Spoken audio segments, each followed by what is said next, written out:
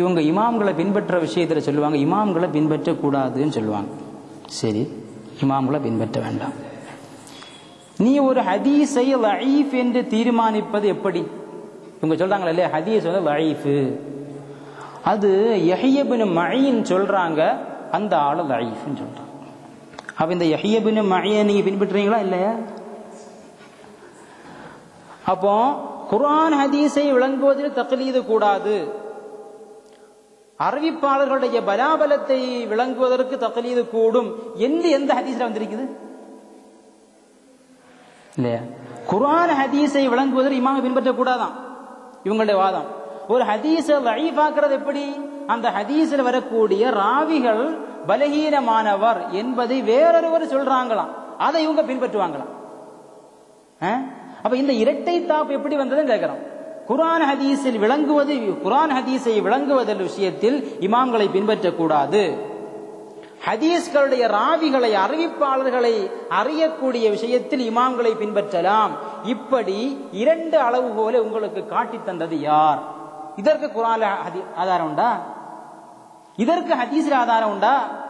நம்ம முஹைதீன் ஷைഖ் ரலியல்லாஹு அன்ஹு சரித்திரத்தை சொல்லுவாங்க, அது முஹைதீன் ஷைഖுடைய காலகட்டத்திலும் எழுதப்பட்டதில்லை, அவங்களுடைய பின்னாடி வந்த அவங்க அடுத்த காலகட்டத்தில் எழுதப்பட்டதில்லை, எத்தனையோ ஆண்டுகளுக்கு பிறகு எழுதப்பட்டதுன்னு சொல்றாங்க. இப்ப நம்ம கேட்கிறோம், எத்தனையோ ராவிகளை பற்றியுள்ள சரித்திரங்கள்ல எழுதப்பட்ட கிதாபுகள் எது தெரியுமா? தஹ்தீபு தஹ்தீப். இது எப்போ வந்தது? ஹிஜ்ரா 700க்கு பிறகு வந்த இமாம் எழுதின கிதாப். யாரை பத்தி சொல்றாங்க? ஹிஜ்ரா 30ல, ஹிஜ்ரா 40ல, ஹிஜ்ரா 50ல, ஹிஜ்ரா 60ல உள்ள இமாம்களை பற்றி எந்த வருஷம் எழுதப்பட்ட கிதாபு? ஹிஜ்ரா 700க்கு பிறகு வந்து ஆள் எழுதுறாங்க. அதை இவங்க ஆதாரம் எடுப்பாங்களாம். சிமாக் இப்னு ஹர்ப், கபீசத் இப்னு ஹுல்பி, இவங்க எல்லாம் ஹிஜ்ரா 200க்கு முன்னாடி உள்ளவங்க. அப்ப ஹிஜ்ரா 200க்கு முன்னாடி உள்ளவர்கள், அவர்களை பற்றியுள்ள சரித்திரம் ஹிஜ்ரா 700க்கு பிறகு வந்த இமாம்களுடைய கிதாப் எப்படி பார்த்து விளங்குவது? அப்ப அந்த விஷயத்துல உங்களுக்கு அந்த இமாமுடைய கிதாப் எடுக்கலாம்னு யாரு சொன்னா?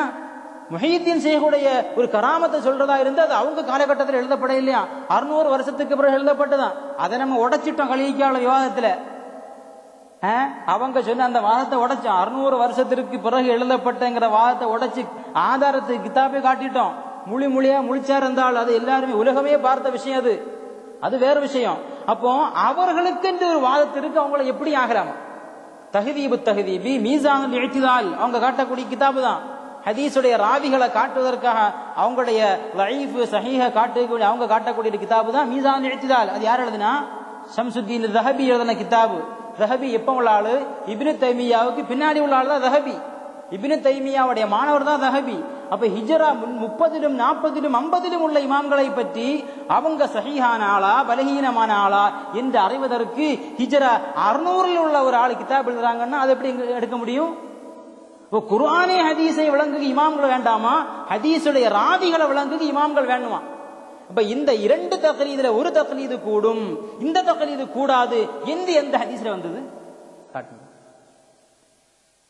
காட்டணுமே, காட்ட முடியாதுங்க.